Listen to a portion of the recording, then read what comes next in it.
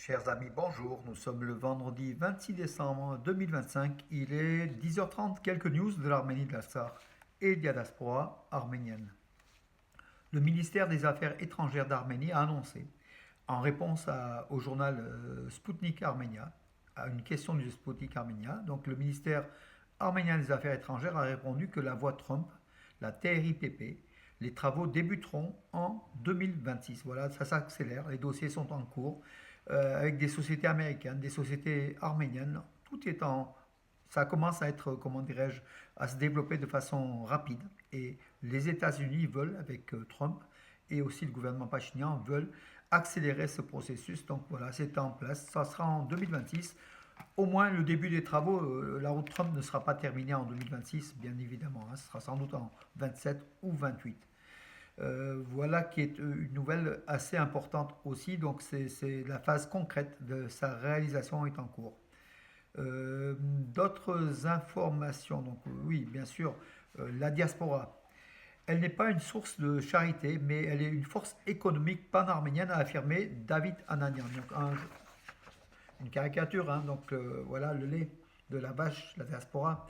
C'était ressenti comme tel au moins aux premières années de l'indépendance de l'Arménie. Hein. Donc l'Arménie soviétique devenue indépendante pensait que cette diaspora n'était là que pour financer, que pour apporter de l'argent et se taire au niveau politique et tout le reste. Voilà, donc c'est une vision caricaturale un petit peu de l'Arménien de la diaspora, vue d'Arménie.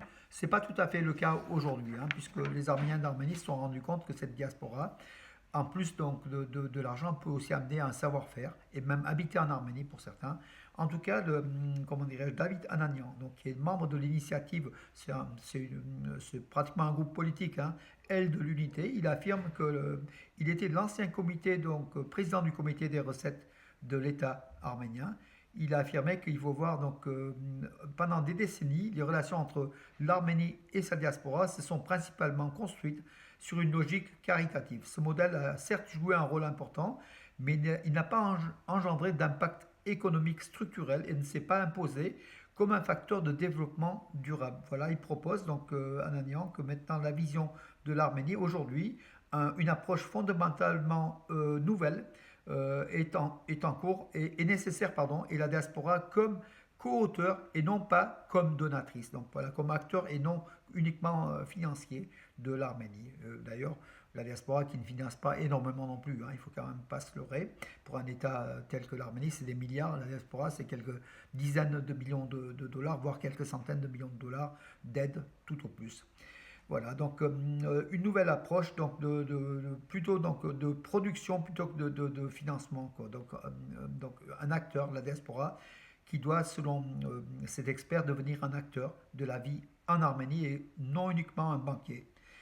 Comme c'était vu donc jusqu'à présent, d'où ma caricature qui était un petit peu, qui titille un petit peu, mais bon, c'est une caricature. L'Azerbaïdjan pourrait commencer à acheter du brandy arménien et des cigarettes d'Arménie, selon un expert azerbaïdjanais. Donc en fait, à la question, l'Arménie va acheter du pétrole et de l'essence donc auprès de l'Azerbaïdjan en contrepartie. Que peut acheter donc l'Azerbaïdjan de l'Arménie?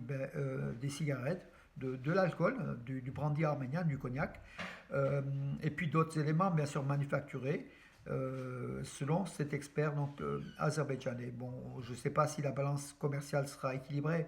Je ne pense pas. Je pense que plutôt que l'Arménie achètera plus de pétrole et d'essence donc auprès de l'Azerbaïdjan qu'elle vendra donc de bouteilles de brandy ou des cigarettes. On verra. En tout cas, donc un commerce peut s'installer entre l'Arménie et l'Azerbaïdjan de façon plus ou moins équilibrée. Le CICR, le Comité international la Croix-Rouge, a rendu visite à tous les prisonniers arméniens illégalement détenus en Azerbaïdjan, les 23 prisonniers de guerre politico-militaires, hein, donc le 24 et 25 décembre. C'est ce qu'a affirmé donc la responsable de la communication de la délégation du CICR en Arménie. Elle s'appelle Zara Amadouni, voilà, donc qui est plutôt une bonne chose. Mais aucun colis n'a été confié, donc voilà, donc c'est surtout des entretiens qui ont été réalisés. Samuel Galabedian, il affirme, donc Samuel Galabedian qui est en prison, l'opposant, hein, que l'oligarque arméno-russe qui est en prison, qui est oui, l'opposition numéro un à Pachinian, il affirme: nous avons dit à nos adversaires, l'Arménie n'est pas faible, elle souffre simplement d'une direction faible. Cette année, nous avons redonné espoir à notre nation. Voilà donc en fait des mots prêtés à Samuel Karapetian, transmis par Aram Vardavanian.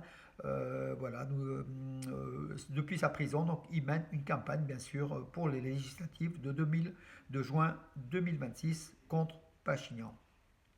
La Banque mondiale accorde 250 millions de dollars à l'Arménie pour garantir l'accès à un logement abordable aux réfugiés, les réfugiés du Haut-Karabakh. Voilà donc une bonne chose, le financement donc par la Banque mondiale justement pour les logements des réfugiés, pratiquement 100 000 réfugiés qui sont un peu moins peut-être aujourd'hui, réfugiés depuis septembre 2023, qui sont réfugiés en Arménie et donc l'Arménie veut leur garantir au moins des logements, et puis un emploi, hein, et tout le reste. Voilà.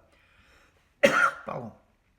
Alors, deux, trois autres nouvelles, mes amis. Donc, oui, le procès de Bakou, donc des 23 dirigeants arméniens, donc politico-militaires illégalement détenus en Arménie. Donc, Arkady Rougassian et Bako Saakyan, des trois présidents de la République l'Artsakh détenus aujourd'hui à Bakou, ils rejettent les accusations qui assimilent l'Artsakh comme une organisation criminelle. Bien sûr, Bakou veut criminaliser le Haut-Karabakh pour se donner une bonne morale et dire que ce territoire lui appartient, voilà, pour essayer en dénigrant justement les responsables politiques du Haut-Karabakh qui présentent comme des criminels.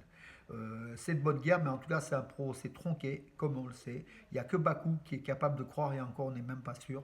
Tout le monde sait que c'est un procès truqué tout simplement. L'Église apostolique arménienne, une nouvelle fois, Saint Echmiadzin sera privé, donc le catholicos Kalikin de Echmiadzin sera une nouvelle fois privé des vœux télévisés ce 31 décembre. Donc l'an dernier, c'était le cas. C'est bien sûr à la demande de Nicole Pachinian, hein, qui ne désire que lui, donc apparaître à la télé. Donc du coup, on n'aura pas, nous, la chance d'avoir une nouvelle fois les paroles du catholicos Kalikin II depuis Echmiadzin, et c'est dommage. Alors, Aliyev se félicite d'avoir contraint Pachinian à reconnaître le Karabakh, c'est l'Azerbaïdjan. Donc, en fait, la déclaration, Pachinian avait dit le Karabakh, c'est l'Arménie avant la guerre de 44 jours de septembre-octobre 2020. Euh,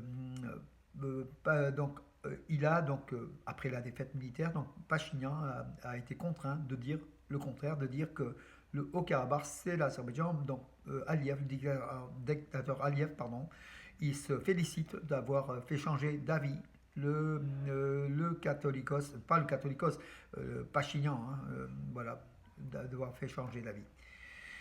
Voilà, mes amis, je bafouille un petit peu. C'est peut-être les fêtes de Noël, hein, qui nous ont encore fatigués. Bon, mais c'est familial. Que voulez-vous, mes amis? C'est calme. On se prête facilement à ces jeux-là. Et puis, c'est bon pour le moral. C'est bon pour tout. Je vous souhaite une bonne journée, mes amis. Et puis, à demain. Bonne journée.